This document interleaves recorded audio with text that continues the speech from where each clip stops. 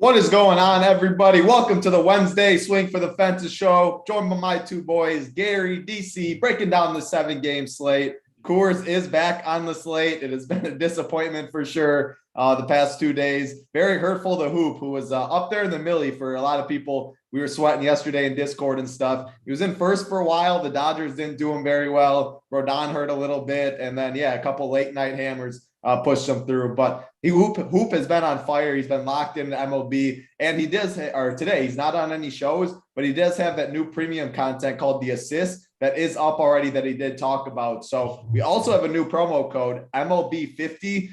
It gets you 50% off your first payment. If you want to see who Hoop is on, if you want to see the Up to Lock shows where DC usually is on today, get a little taste of DC on the free show, which is going to be fun to see who he is on. But if you want the golf premium show tonight, which is Tambo, Uncle T, Big T, that's 9 p.m. Eastern. MMA this weekend, NASCAR as always, tennis with Wimbledon going on. There is a promo code MLB50, 50% off your first payment. We don't run these all the time, so make sure you head over, check that out, see who Hoop is on for tonight's slate. DC, I'll throw it over to you. How's your day going? What's your thoughts on this initial slate? Anything you want to talk about? What's going on? Yeah, not much, man. Another pretty good slate. We had some day baseball early, some fun action, and a nice 7-gamer. You know, the Dodgers, their third and final game in Coors Field title. I know you're probably smarting from a couple of Dodgers disappointments, but maybe they'll get you right today. I know. Well, you were on Texas with me yesterday, but you had Semien in there. I went with a different 5 on my Millie Maker ticket, so I didn't cash. Was sweating Hoop, was hoping he was going to take down the Millie. Didn't quite get there, but no one wants to hear DC bad beat stories. We've got another slate on our hands, and we'll try to get back to the winner's circle. So excited to talk baseball with you guys.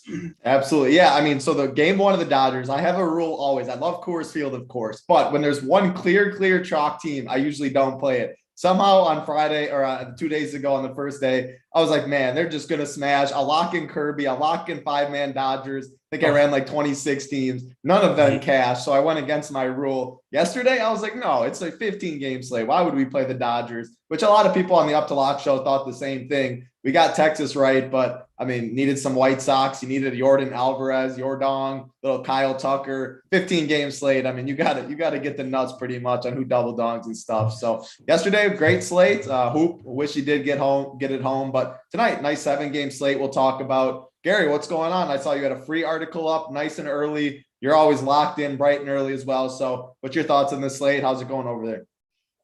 Yeah, I think it's going to be a get-right spot for your Dodgers and Coors Field here.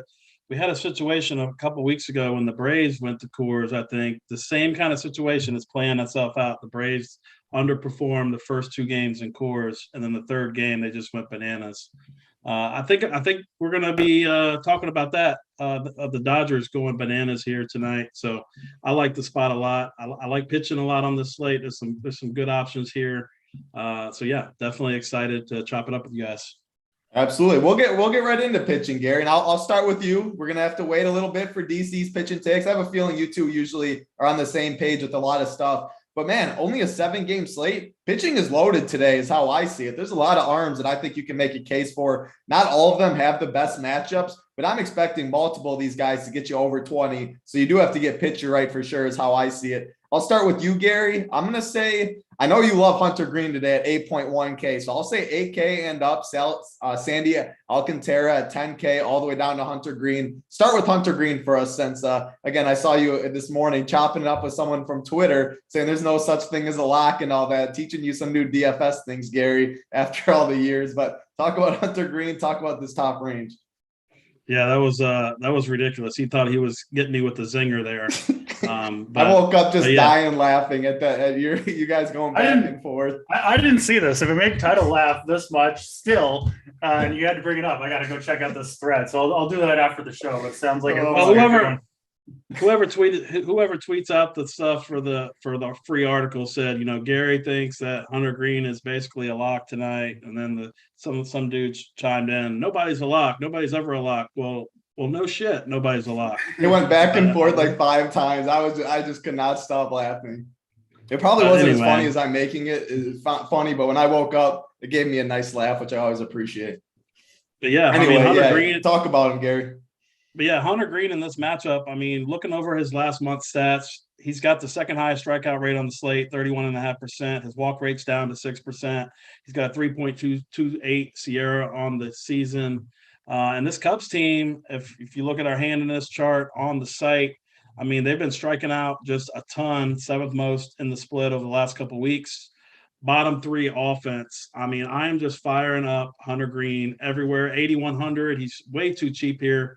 He's got better metrics or similar metrics as Shohei Ohtani, who's $1,000 more in this spot, and I think those two will be the chalk pairing, but for good reason. I mean, Ohtani's just been incredible this season. I mean, he just continues to own teams left and right. The White Sox hurt a lot of people's feelings last night at no ownership, especially Hoop there, knocked them out of the top spot. But yeah, definitely a great spot for both of those guys. Love them a ton. Alek Manoah is another guy that I like a lot here in this spot. He's facing Boston, really good pitcher, 8,700. I think this is the cheapest price tag we've seen on him all season. His strikeout numbers aren't as high as the rest of these guys, but I'm not really worried about that. He just goes out 6-7 innings. He's got a great ump tonight too. DJ Rayburn is one of the more favorable umps for pitchers. Love him a ton here at reduced ownership. From the other two guys. And another guy I like here is Sandy Alcantara up top. I mean, I think he's probably going to be the lowest owned of the guys that I've already mentioned here. I mean, this guy has got to be in the running for Cy Young, if not the leading candidate. I mean, this guy just goes 7, 8, 9 innings on the regular. His strikeout rate, it doesn't look like you want to pay that $10K price tag when you look at his strikeout rate, but man, he makes up for it. He just, gets a lot of soft contact and grinds for you. So 21% ownership on him. I think that's really good. I don't think I'm going to go to Kyle Wright here, even though in Philly, it's really favorable hitting conditions there in Philly, 9,500. I'd just rather get up to Alcantara or go down to Ohtani in this range. And no Pivetta or Urias for me. Yeah, definitely not touching Urias up top in Coors Field. But Pivetta there, Kyle Wright. I mean, Kyle Wright's been a little more disappointing as of late. But he's a good pitcher. He has all the talent. DC, you've been on him a little bit earlier in the year. Nick Pivetta has also pitched really well this year, but he gets a tough Toronto team. I think those two are the ones that are overlooked in this top range. Could you make a case for any of those two, DC, in tournaments as a pivot? Otherwise, talk about your favorite 10K all the way down to 8.1. I think you could make a case for Kyle Wright and Nick Pivetta as a pivot, but man, really, really good hitting conditions in Philadelphia. It's a home run park in general, but hot, humid, wind blowing out today. Kyle Wright hasn't been quite as sharp as he was early in the year. Still pitching well, no doubt about it, especially for a young pitcher, but just better spots today. I pretty much agree with Gary, pretty much everything Gary said, where I do think the pitchers the guys we're on, I'm on 5 guys, are going to come through. And so it's like Kyle Wright, he could come through, but even if he does, right, even if he pitches really well, I'm still not sure he's going to beat Alcantara and Ohtani and Hunter Green. And so you kind of need like 2 things to go well for Kyle Wright, right? You need him to kind of pitch up to his potential, certainly capable of it against Philadelphia. And you need these other guys to falter a little bit, because if Alcantara and Ohtani and Green deliver what they're capable of, I don't think Kyle Wright's going to get there anyway, because he's priced higher than 2 of those guys. So I don't really like just the odds of Kyle Wright getting onto the winner, even though I do like him as a pitcher. I'll be on him in future slates, no doubt about it. Same thing with Pivetta. I'm less of a believer in Pivetta than I am Wright. Going into Toronto, I have no interest in Pivetta. Wright, if you told me he was going to be like 1% ownership, maybe I would take a shot on it. But on this slate, just don't feel the need to do so. So I'm with Gary. I wanted to, I got my cores in early. I wanted to beat him to the Hunter Green train. So I had the first one.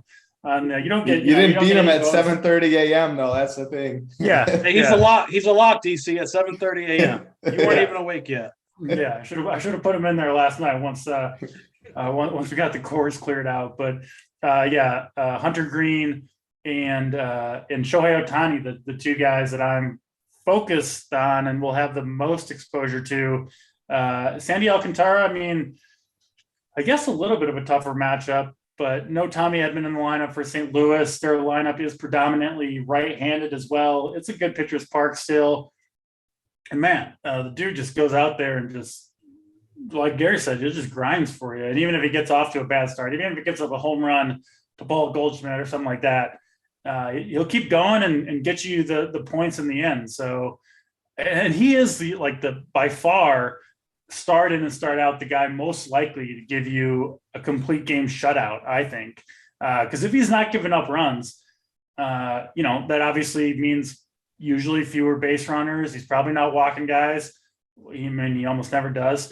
And he'll throw 110 plus pitches, especially if he's got a chance to get through the 8th and the 9th without giving up any runs, right? I think the Marlins are kind of old school in that regard, and Sandy Alcantara certainly old school in that regard. He gets pissed when he gets taken out of the game. He said it himself. He plans to finish every game that he starts. You love that kind of attitude. And you do get a bonus on DraftKings for complete game shutouts. Obviously, you're going to get a ton of points already. So he has just massive upside each and every start. I don't really see this as a lineup that he has to nibble against, with the bigger ballpark. And like even a guy like Paul Goldschmidt and Nolan Arenado in the middle of the lineup. I mean, his best pitch is kind of that sinker, and he can just pound that in the zone and probably get easy ground outs against those guys for the most part. So you got to go back to May 6th, 10 starts ago, where he's thrown under 7 innings. Like, you don't see that now. You don't see that at all. You're hoping for 6 innings for the call. That is nuts. That is nuts. Yeah. He's awesome to watch and certainly a good option. One of those where if you got a stack you like, if you're playing DraftKings and you got a 4-4 that you like already, you got a 5-3 that you like already, and you have the extra money to go up to Alcantara, I will probably do it, over Shohei Ohtani, just because we know he's going to be lower owned because he is more expensive. But if he fits the lineup, I have a hard time not just going up to the guy. Ohtani, like the White Sox, I've barely played them this year. They've been disappointing all year long. They really don't have. I know they have some big names in the lineup, but I mean, these guys just aren't really hitting that well in general. So yeah, I think Ohtani, you have to expect, domination, a lot of strikeouts from him in this one. Hunter Green, I mean, we can talk more about him. I mean, I was willing to play him. It didn't work out. I didn't core him or anything, but even last start, it was like 90 degrees in Cincinnati, the best home run ballpark in baseball, with the wind blowing out. And I was still willing to take a shot on him against the Dodgers just because his K upside is so high in any start. I mean, he got rocked. But against the Cubs, wind blowing in, I believe, at Wrigley. And I'm surprised at the Cubs team total here, sitting over 4 still against Hunter Green. So it does seem like, the market's not really buying into Green. Part of that is the bullpen behind him, which I think maybe people don't take into that account when they're looking at, the team total for opposing offenses against pitchers, because obviously it doesn't really matter the bullpen behind Hunter Green for Hunter Green's performance. So he's got just enormous strikeout upside in this matchup. He's got the big fastball. He can throw past anyone. That was kind of the justification for playing him, even against a team like the Dodgers. But against the Cubs, I would expect him to mow these guys down. I don't want to agree with Gary's troll, but I don't think Hunter Green is a lock in any start, because he can lose the control at times. He's obviously a young pitcher, but of course, nobody's a lock. Again, I don't even know if Gary said that. It was whoever runs a Run Pure Sports account said that to back up. Yeah. But yeah, I mean, everyone knows that plays DFS. There's no such thing as a lock in anything. I mean, they got to go out and do it. Yeah. Bottom line, I do agree with Gary. He's in my core. Hunter Green, one of my favorite pitchers today, no question. I'm interested, Saber Samar Partners have Hunter Green as one of the higher owned starters. I'll be interested if it ends up being that way. I think it will. Okay, yeah. You probably know better than me, but because of the price difference. The price and the Dodgers. People want to play the Dodgers. You got to pay up for them. That's the only clear team. So I think that's why. Okay, that does make some sense. But you usually don't see a pitcher that is an underdog in this game. I don't think he should be, but he is. on a team total over 4. He's not that cheap.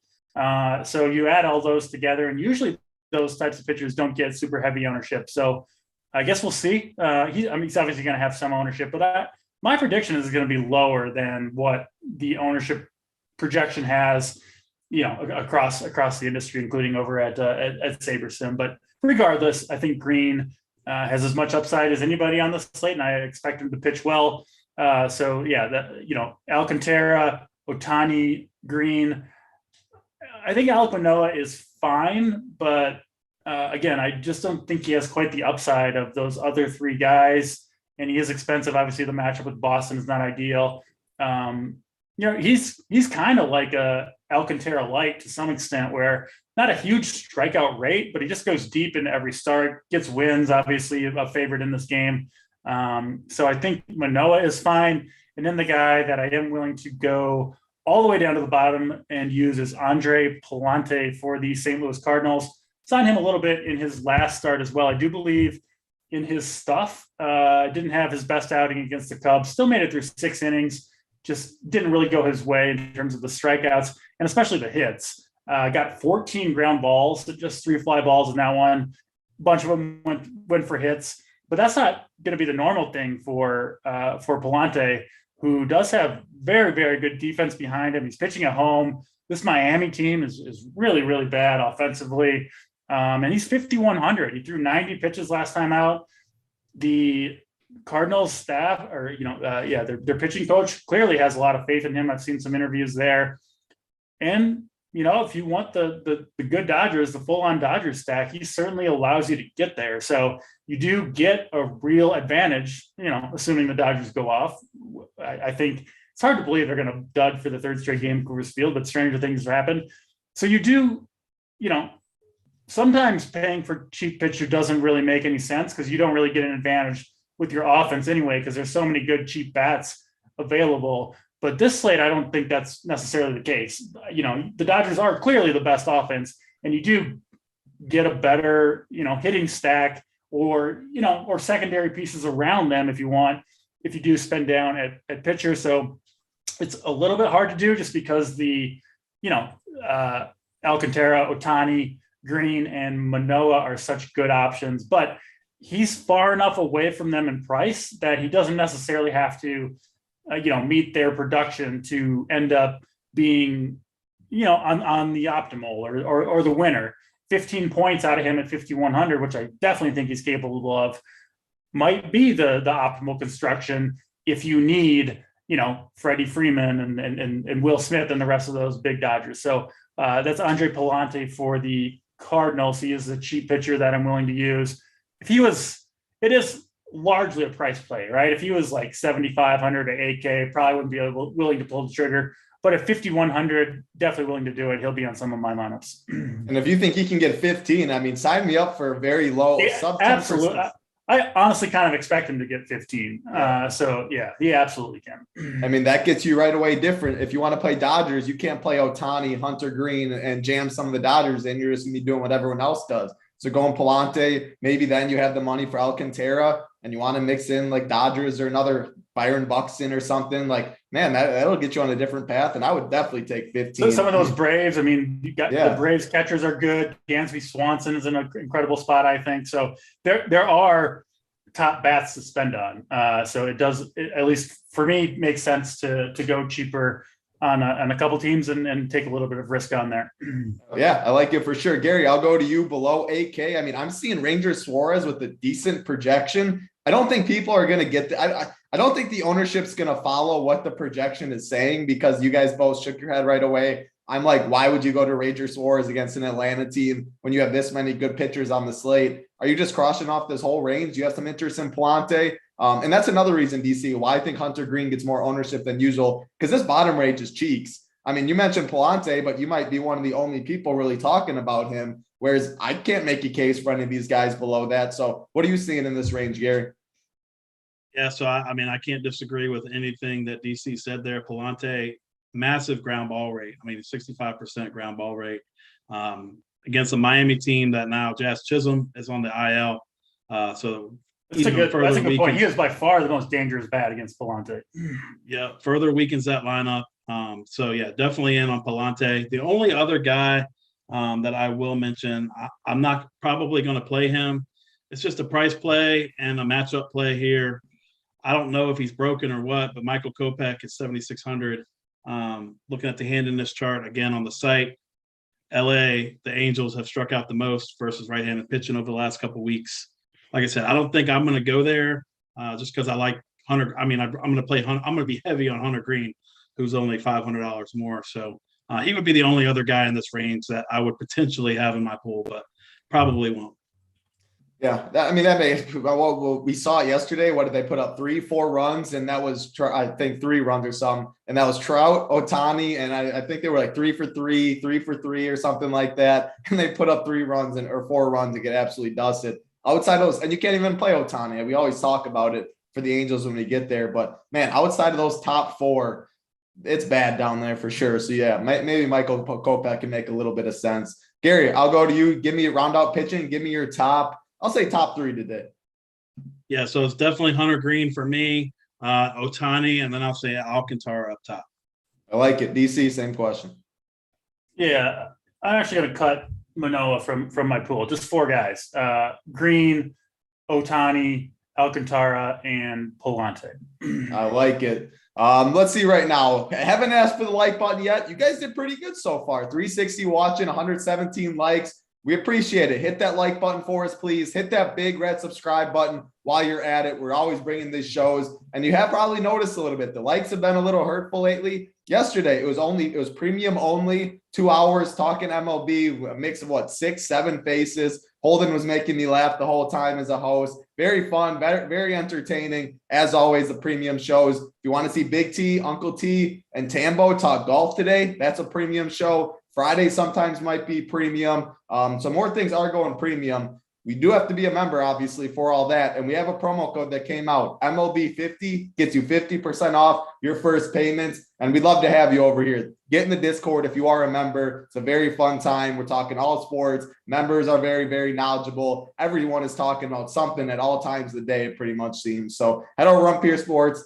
MLB 50 gets you 50% off. Hit that thumbs up for us, please. Hit that subscribe button. We're going to go game by game as always. Let's start with the first game of the slate. Atlanta Braves, Philadelphia Phillies, Kyle Wright and Ranger Suarez on the mound. DC, you did mention it is warm in Philly. It's like 85 degrees, wind's blowing out a little bit. Braves are guaranteed the 9th inning at bat. You guys don't like Suarez, so talk to me about some of these Braves and how you like stacking it up.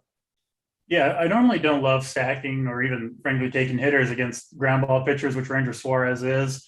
But his ground ball rate does go considerably down against right-handed bats. I think against lefties, it's like over 70%, which would be, one of the highest rate baseball against lefties or righties individually. But against righties, just not that great. I think it's below 50 or right around 50 perhaps.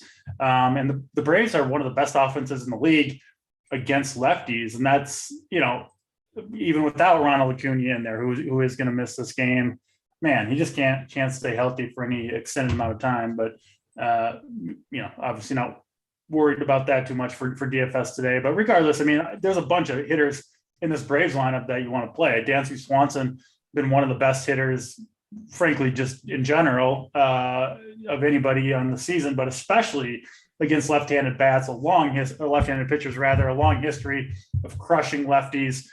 So Swanson at the top, 5,100 is a top option. Both of the Braves catchers, Travis d'Arnaud and William Contreras, d'Arnaud hitting second, Contreras hitting sixth, are good ways to go. Austin Riley, Marcell Ozuna, Adam Duvall, I think all are in play. And even, if you're stacking the Braves, Matt Olson is finally starting to heat up and doing what we know he can do. You don't love the lefty-lefty matchup, but Olson himself is pretty good relative to how most lefties do against their fellow-handedness. And he's 4,200, if you're stacking the Braves and that Brave stack is getting you in contention, probably means Suarez is only making it, 3 or 4 innings or something like that. So you could get half the game or more than half the game of Olson getting into this Philadelphia bullpen, which is frankly really bad. They've got a couple of decent pitchers at the back end, but those guys, we always talk about it. We'll never see the field if the Braves are pummeling this team like I think they're capable of, especially if Kyle Wright can shut down the offense. So I wouldn't necessarily disclude Olsen, but just not a priority compared to some of these right-handed hitters. But yeah, love the Braves. Swanson, the top target for me. Riley, Darno, Contreras, and all those guys I think are awesome plays. I do expect them to get to Suarez, who just doesn't miss any bats. It's like the one way you can slow down this Braves offense is swing and miss, get strikeouts. Suarez hasn't had a swinging strike rate above 10% in like 10 starts or something. So the Braves are really likely to make contact in a great park, crush lefties, bad bullpen. They got just about everything going for them. So I am absolutely in on the Braves here. I won't play many Phillies, with the exception of Kyle Schwarber, who just hits tank seemingly every day, leading off for the Phillies. Kyle Wright will probably attack him. That's kind of how Kyle Wright pitches. So Schwarber will get his cuts in. I don't really see playing any other Phillies outside of the Schwarber one-off. I like it. Just a quick follow-up question. Usually for the Braves, you can play them 1 through 9. But we get Phil Gosselin in the lineup, which he's someone I never play. He is 2K. But do you agree that it's 1 through 9, just skip 8, or can you add him in your stacks? No, I never played dudes like him who have no power, who might get pinch hit for, probably likely to get pinch hit for, frankly. You're hoping to get a couple walks out of them, a couple runs scored. There are extenuating circumstances sometimes where you got to get 2 high-end pitchers, but guys that have almost no upside, like Gosselin, you won't often find me recommending them, but we got to stop shitting on him or else he's going to hit a home run. Yeah.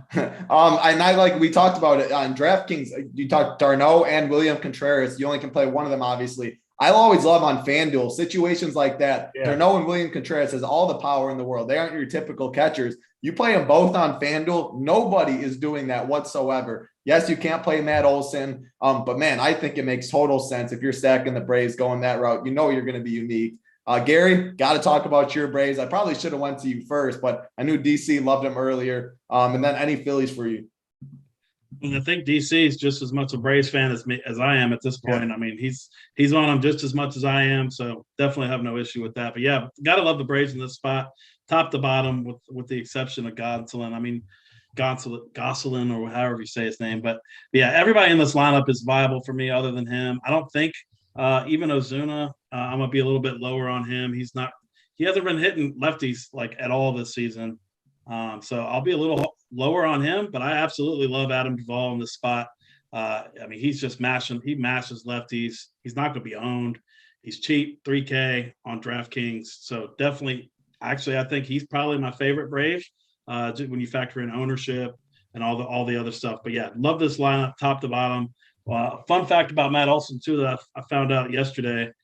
He now has four home runs in 5 career games in this stadium. So definitely a narrative there. He's still 4,200, and like DC said, if the Braves are going off, Suarez is not going to be long for this game, and he will be facing a righty for at least 1, maybe even 2 at bats. So love this lineup for sure, and share the same sentiments on the Philly side. I mean, you look at their numbers this year, this lineup. I mean, man, I see only one name in green, which is Kyle Schwarber here. He is the only interest for me on that Philly side. But yeah, I think the Braves are probably, shocker, my top stack of the slate. Another day ending in Y, things you love to see. Before we get to the next game, hit that like button for us, please. Hit that subscribe. Over 400 watching. The number is 250. I'm not going to say 300. That's pushing a little. We do want to get you the plays of the day. 250 likes, get you the plays of the day. We got 6 games left. Hit that big red subscribe button while you're at it. Always appreciated. Next game on the slate, Boston Red Sox, Toronto Blue Jays, Nick Pivetta and Alex Manoah on the mound. The roof is open in Toronto today. 2 decent pitchers, Gary, but you look at Toronto's team total, it's pretty high. And I mean, this lineup is so good. Can we go back to Toronto today? Any Boston for you? Talk about this game. I'm going to always have interest in a lower-owned Toronto team. I mean, Pivetta doesn't really scare me. Like you said, the roof is open. So I like all these guys. I mean, he struggles a lot more against left-handed bats, which they only have, it looks like, 2 in the lineup. So, but I do like those two. I mean, Tapia and Biggio at the bottom, they're dirt cheap. If you're playing 2 stud pitchers, you can go a long way, and they're always going to be low on down there. I've been a team Toronto bottom of the lineup guy the whole year. And then their hero, Alejandro Kirk, is back in the lineup today after getting the day off yesterday. He's one of the top catcher options on the slate outside of the Atlanta guys and Will Smith, obviously. But yeah, definitely love this lineup top to bottom. Not a primary stack. I'm going to be focusing on Atlanta and Dodgers probably tonight for the most part for my 5-mans, but definitely have interest in mini stacks if I can fit them here. On the Boston side, Manoah, I mean, he's a little susceptible to lefties on the, overall. So I wouldn't be shocked to see like a Devers or a Verdugo or somebody like that, one of those 2 guys to get a hold of one here, but definitely not going to be targeting this team overall. What's the deal with this Yomer Sanchez guy? See second base, third base eligible, min price at 2K. Any background on him? Either of you two? And I think he played for the White Sox, didn't he, for last year, DC? I don't think he's a prize prospect. I think he's like a career minor league guy. Off the top of my head, he's a total scrub, I think. Makes sense. I see he has no games played this year at all, or no DraftKings points or a game log for him. So just interested, but yeah. You go for the Yomer Sanchez, Phil Gosselin stack. And you can play all the top bats on this slate, but they might get it's like something Big Platoon would do. Well, Big Platoon, and he definitely likes little Phil Gosselin. Someone in chat even reminded about him, but we don't need to talk anymore about him. Man, 7-game slate. I don't know if we've had a catcher slate this loaded. You said Kirk, Contreras, d'Arnaud, Will Smith. I would play 3 of those guys if I could. So, man, that's an interesting one. How I always approach it, whoever I'm stacking, usually my catcher is going in there. Right, wrong, and different, I don't know. But DC, Toronto, Boston, talk about bets. Yeah, I mean, as much as you love those Braves guys, d'Arnaud and Contreras, like Alejandro Kirk, we talk about him a lot. I guess I'm mostly on the premium show these days, but we talk about him here too. He's a stud. Yeah, he's just so good, so fun to watch too. He's like 5 little meatball, 5'6", and like it's hard for the pitchers to throw strikes to him. So he's always in like hitters counts 2-0, 3-1, and he just mashes it. Yeah, I mean he's just incredible right now. So back in the lineup after getting the day off. I do think the Blue Jays are sneaky here. I mentioned I don't think Pivetta is nearly as good as he has shown so far. I do expect him to come back to earth. I mean, we just see it. Some pitcher, sometimes you string together 4, 5, 6 even starts in a row, and you're just pitching over your head a little bit. I mean, like a guy like I don't know, like a Tarek Skubal, right? Kind of came out of nowhere this year. He's had 4 bad starts in a row. It happens to these guys, and I think that's why you look at the underlying metrics and you don't just look at how many fantasy points they've scored in each of their, last 3 or 4 starts. Because sometimes there's some smoke and mirrors there. And, I'm not saying Pivetta is a bad pitcher, but I don't think he's good as he's shown recently. The Blue Jays, they've got just about their best lineup they can throw out there. No Teoscar Hernandez, so he's missing, but plenty of good bats in that lineup. And they are certainly sneaky. The Red Sox side, really the only guy I would consider against Manoah, like Gary mentioned, is Rafael Devers, obviously one of the best hitters in baseball.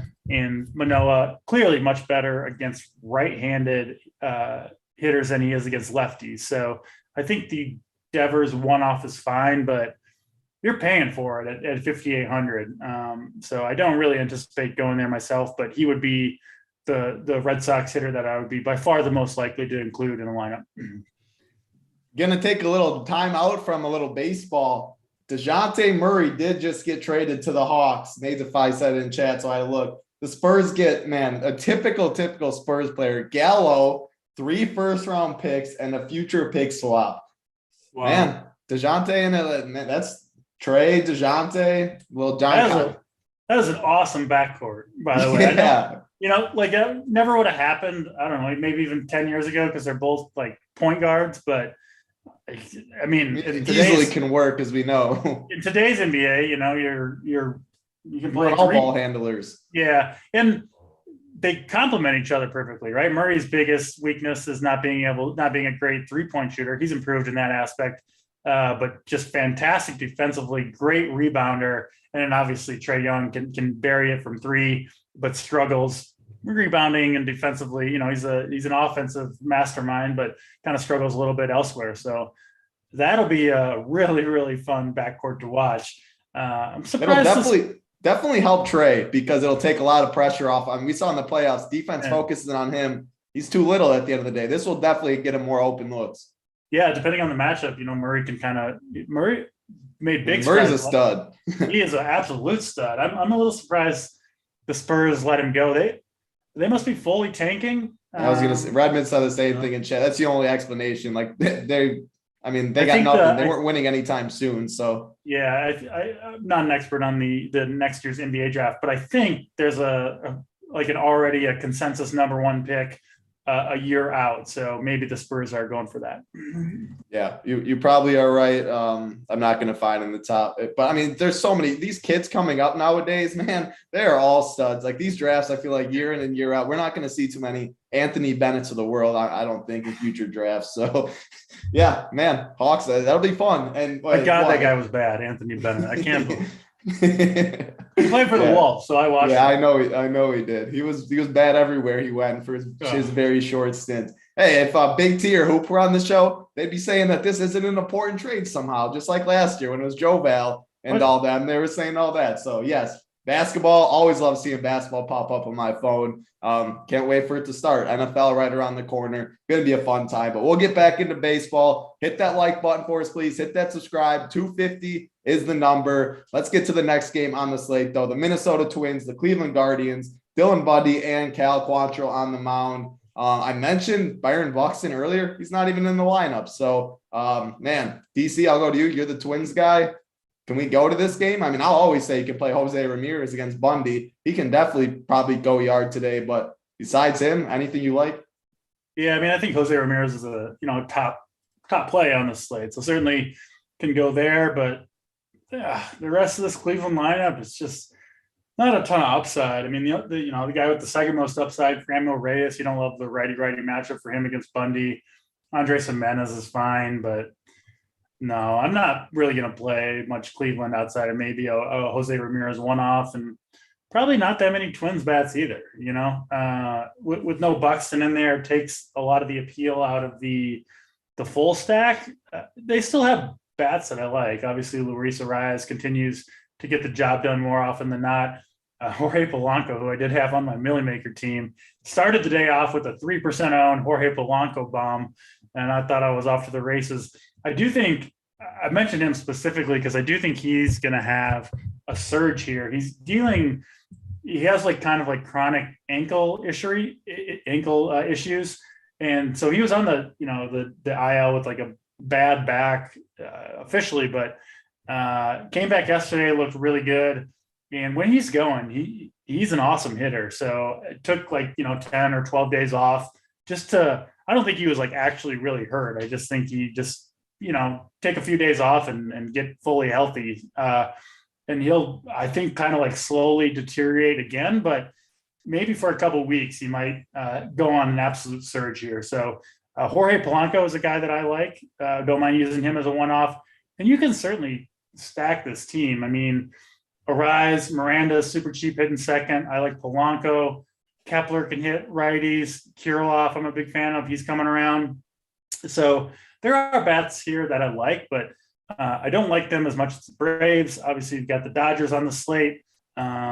So, yeah, probably mostly mix and matching with the Twins. I do definitely like the Twins side better than the Guardian side, but overall, not my two favorite stacks here, and not using either of these pitchers either. Yeah, makes sense. I was getting a little distracted. I saw chat because the French dude. There's this French dude, Victor Wembanyama, and I looked him up, and then I was like, man, I've seen highlights of him for sure. He's only 18, so he's going to be in the league at 19. They're saying that he's the best prospect. They're saying scouts are since LeBron. So definitely what they're doing. And man, when he jumps, his head absolutely. I mean, it's almost at the top of the backboard. I guess he can fill it up in all areas. Makes sense what they're doing because you need someone like that in the NBA to win nowadays. So Yeah, it'll be very, very interesting for sure. Gary, back to you. Twins, Guardians, who do you like in this game? Yeah, pretty much. I mean, I hate to be a parrot here, but pretty much the same for me. Jose Ramirez, I'll leave in my pool for one-offs. And on the Minnesota side, I mean, man, I had a lot of interest in Minnesota before the Buxton out of the lineup news. I'm still gonna have some. I definitely prefer the lefties here, Arise, Polanco, especially Kepler and Kirilloff. So I'm gonna have them in my pool for some mini stacks, but not 5-man in them either team here.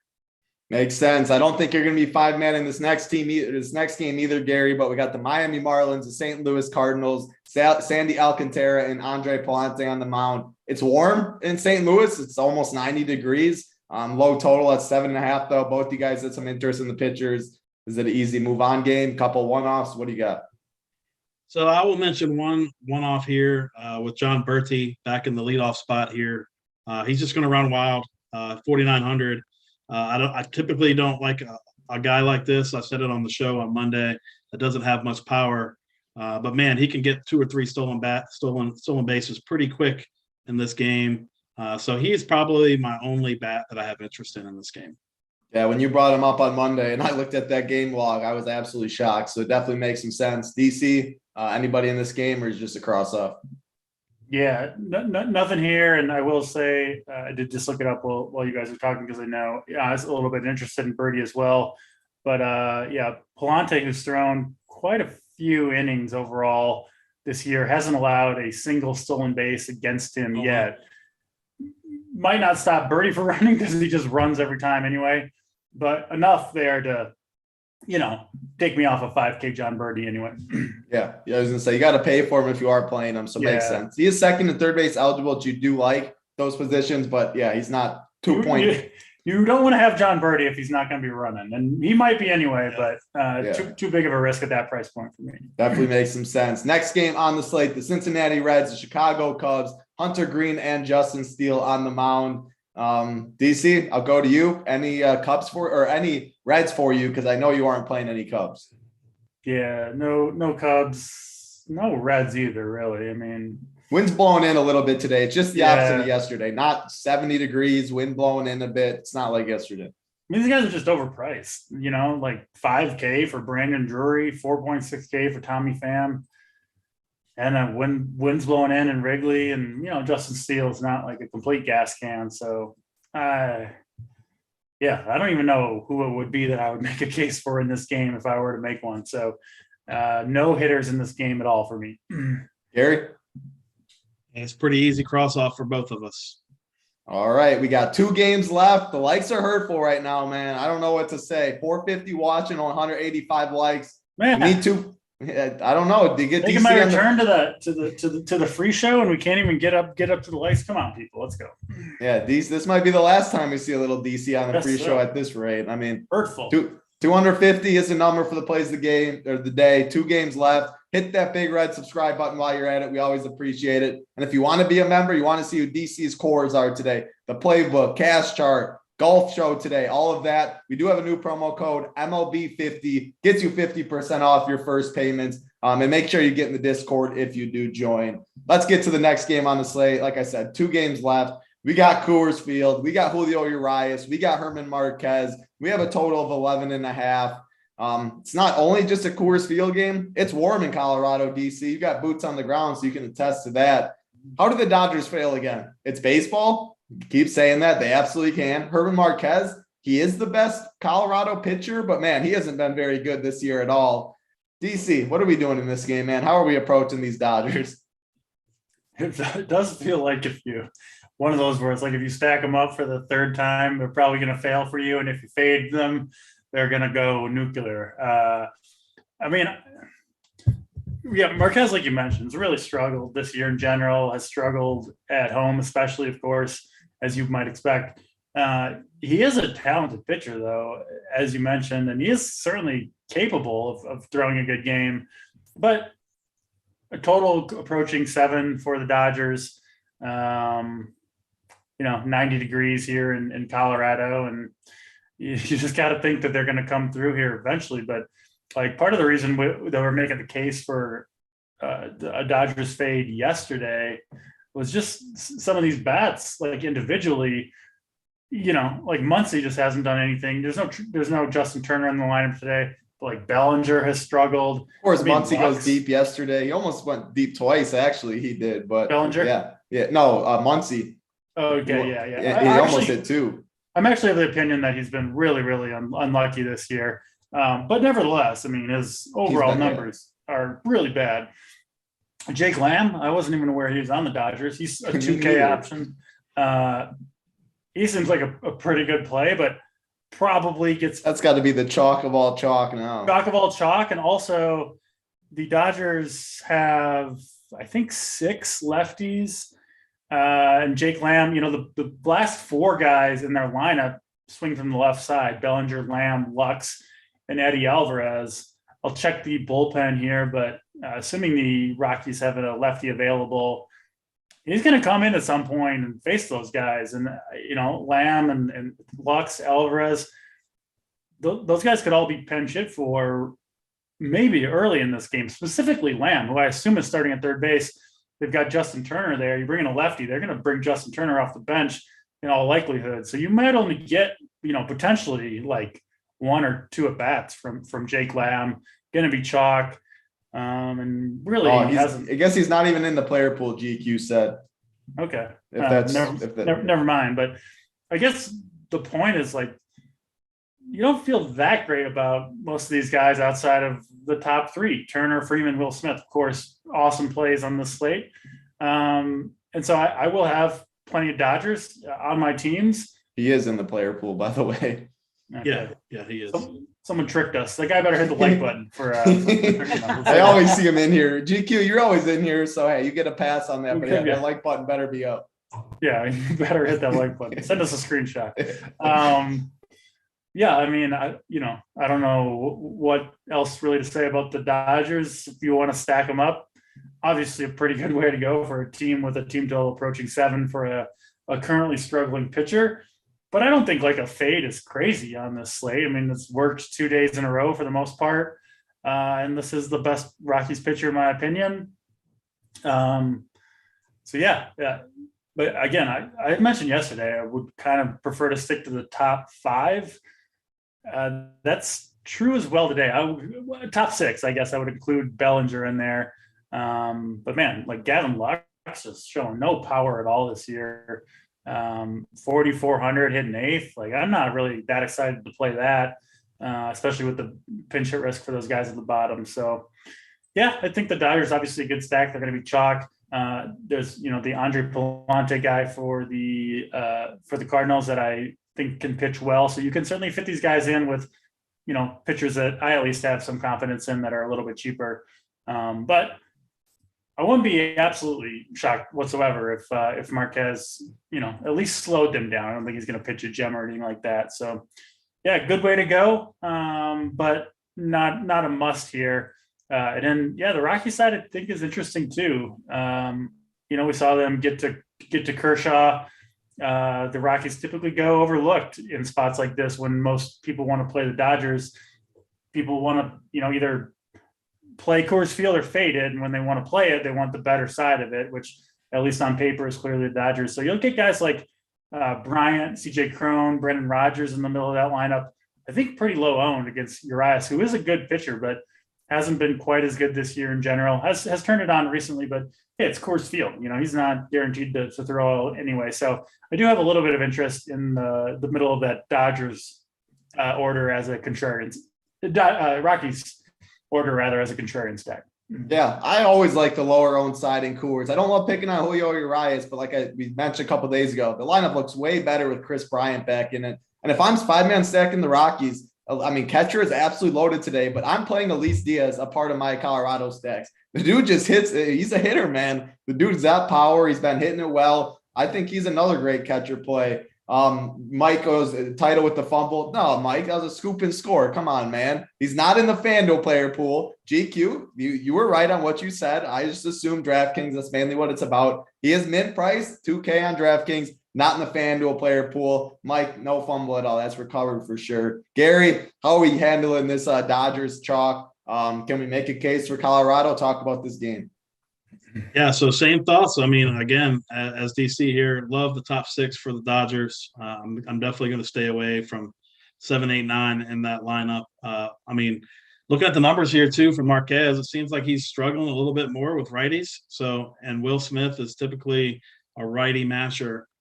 He typically is reverse splits as well. So definitely love him. Probably my top catcher on the slate, even considering the Atlanta guys. But yeah, so definitely all in on the Dodgers today. They are one of my top 2 5-man stacks. But yeah, can't argue on the Colorado side here either. And I was going to bring up Elias Diaz too. I mean, he 3,400, too cheap here versus a lefty. He won't be owned at all on this slate. He just hit a bomb last night. Just keeps on hitting. Brendan Rodgers, another guy I like a lot against left-handed pitching. CJ Cron, of course. So I won't full 5-man Colorado here. Just have them available for some minis. But pretty much all in on the Dodgers tonight.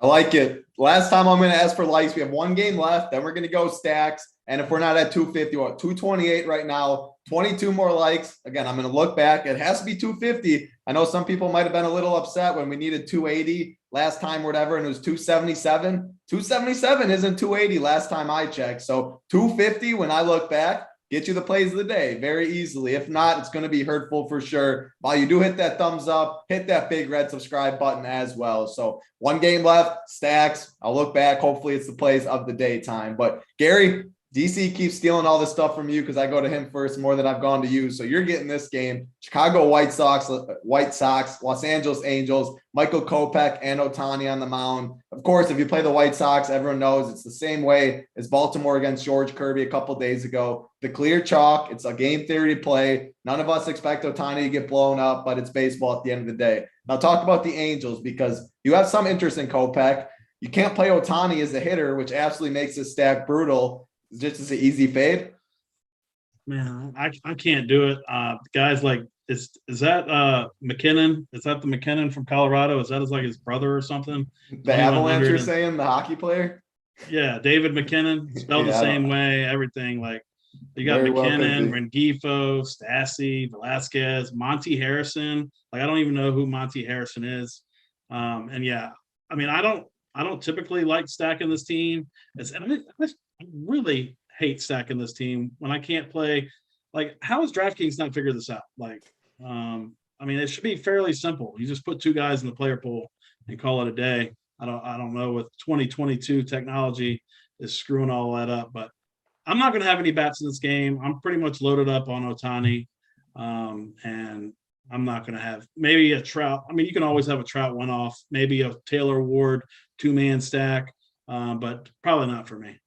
Before I even ask you about this game, DC, tell me you were pleased watching the Stanley Cup, at least game 6. Were you out doing anything fun? I saw there was a watch party for them. I don't think you were down there, but was there any festivities going on during the Avalanche game?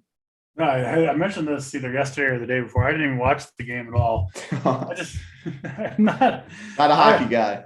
Yeah, not a hockey guy, and I love watching baseball. So I was watching baseball as I normally do. It's like, I mean.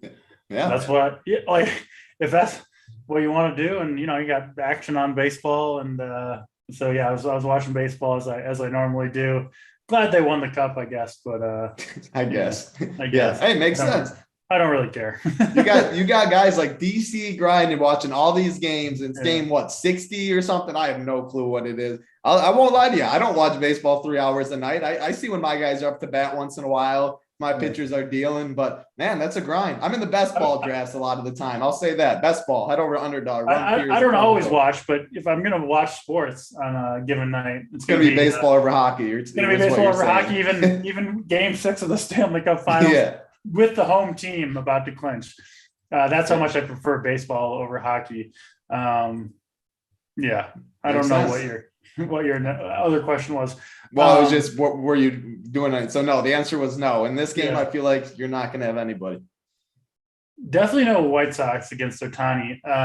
But the Angel side is a little bit interesting. Like Gary said, I would be much more interested if I could play Ohtani as a hitter. Apparently that's never going to happen. But Michael Kopech, I think people were on him last start against Baltimore. Obviously a very talented dude, but I do remember being pretty vocal about not playing Kopech even in that matchup, just because of the health concerns recently. Like 3 starts ago against Texas, he hurt a pop in his knee, removed after 2/3 of an inning, came back against Houston, didn't look good. Velocity was down. And then against Baltimore, kind of more of the same, sitting around 94 compared to like 97 when he's at his best. So this is White Sox team, man. Like the Tony La Russa managing thing and all the injuries that they've had, they're just a team to kind of bet against right now, just in general. So obviously one way you can do that is play Ohtani at pitcher, which we're recommending. And I don't mind going to a Mike Trout or a Taylor Ward here. Can't play. I'm not going to play most of these guys in the lineup. But yeah, I don't really think Kopech right now is on top of his game.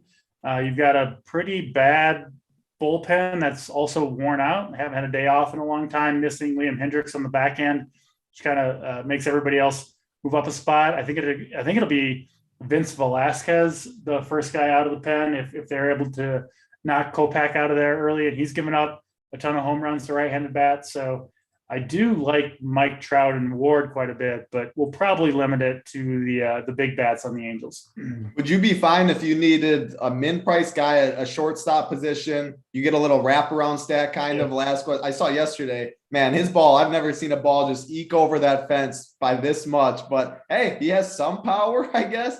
Not really, but he's min-price, 2K at a shortstop position. Would you be fine 3-manning that as a wraparound? Yeah, that's fine. Like you don't love playing those other Angels, but they're also cheap that exactly. You can squeeze them in there. But if I do that, I do want to have like at least one of Ward or Trout and hopefully both. I don't really want to play like a true one-off of an Angel scrub. Yeah, no, I hear you. You can always play Mike Trout too. So that is all 7 games. Hopefully the likes is where it needs to be. Again, I'm not going to look. We're going to go stacks. Then hopefully when I get there, it's over 250 and hopefully it's way above that. We always appreciate it. Gary, I'll go to you. Give me your top. No Dodgers today, of course. Everyone knows Dodgers are the best stack on the board. Your top 3 stacks, not including the Dodgers. Yeah, definitely Atlanta number 1, Toronto number 2, and then I'll stick with. It's got to be Minnesota for me. DC. I got the same 3 in the same order. So there we go. Hey, that's usually let's go. Hey, that's why I went to Gary first though, because he's been saying the same thing every time. So now DC has to say the same thing about. Yeah, Gary. I don't want to. You don't want to repeat the other person, but if those are your top 3, you gotta go with your top 3 regardless. Exactly. So, yeah, I do have the same 3. Nothing wrong with that at all. Again, we do have a promo code. I'm milking it a little bit. Again, hoping the likes are there. They already should be, but we do have a new promo code, MLB50. Gets you 50% off your first payment. Head over on Peer Sports. Check it out. All sports, one price. We got Wimbledon going on in the tennis streets, big prize pools. Huge MMA card this week in DC. Myself, Keg, will be going live Saturday morning at 11 a.m. Eastern. As always for them, got NASCAR. Again, golf tonight, or golf show tonight, golf lock early morning. Tons of sports going on. MLB, of course. So head over on Peer Sports. You use the promo code MLB50. Gets you 50% off your first payment. And make sure you do get in the Discord. And as I mentioned, when DC is grinding all these 4 hours watching baseball every night, I'm in the best ball drafts a little bit. Pulling up on my phone. I watch my at-bats. I'm grinding best ball, though, as Simon is, as Snyder is. We just did a video not too long ago over at Underdog. Use a promo code RUNPEER, and they'll match you up to $100 matching deposits. And I mentioned when we go in best ball drafts, we have an NFL best ball segment in the Discord. We'll tag everyone when we're going in, and then you can draft with us and see what we're on. If you have any questions, we're always in there. So make sure you check that out. That's enough of that, though. What are the likes at? 268. That's pretty solid. 485 watching. 300 should have been the number. I was feeling nice today, but let's make a push while we give you the plays of the day. Going to start with you, Gary. I think I know who you're going to go. I have a little I feel like I'm going to get my play of the day sniped here, but that's all right. Yeah, because you're going to be third for sure, because I think I know where Gary's going to go. Gary, give me the groundhog play of the day, and it might go into mine. I'm going to go to Atlanta. I'm going to go to the bottom of the order. He's batting 7th. He's 3K on DraftKings. Adam Duvall is the groundhog play of the day. And there was a reason I went to Gary first, because I do like that play of the day, but my SO play of the day his one hitter right before there in the 6 hole. So it's a perfect mini stack. Couldn't have drew it up any better. Give me William Contreras as the SO play of the day. I like the Braves too. Catcher position's loaded, but man, William Contreras stuck out to me right from the beginning. He goes deep tonight. Get a little mini stack. I'm glad Gary picked who I thought he was gonna. DC, I don't think your play got stolen. I don't know who it is, but give me the mom's basement play of the day. I feel like Neo in the Matrix over here, dodging a couple bullets. Both of you guys on the Braves, but managed to survive the shots. And my Brave made it to me. Dansby Swanson leading off tonight, crushing lefties.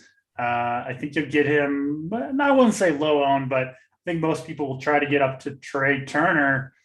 I might be willing to take Dansby straight up over Trey Turner on this particular evening. So Dansby Swanson, the mom's basement play of the day. I love it. And I just saw in chat, Brian said McKinnon, it's not his brother, Gary. So there you go. You have that. It was a fun show. Always fun doing these. 3 Braves is the plays of the day. Hopefully we see a little Braves action, runs being scored early. We have the Up to Lock show. DC, are you doing double duty? You on that as well? Given the same takes today? I saw it on the schedule or no? Yeah, I switched with Mangone. I was supposed to be on the free show tomorrow, but need the day off tomorrow. So we switched. So I've got the double duty. Maybe someone will jump on and save me. Otherwise, the members will get two straight hours of this ugly mug, and I can repeat myself and talk more about Dansby Swanson on the Up to Lock. It's all good either way. That's a nice mug, DC. You get another hour of DC. All the questions. You guys have questions, you drop in the live show chat. DC will answer. Check out who his core is. Check out Gary's core, cast chart, all that stuff will be up as always. Hit that like button on the way out. Hit that big red subscribe button. MLB50 is the promo code. Gets you 50% off your first payment. We'll be back tomorrow as always. Hope you guys and gals all have a great night. That's going to do it for us. For Gary, DC, Simon Behind the Sticks, I'm Titletown. Good luck, everybody.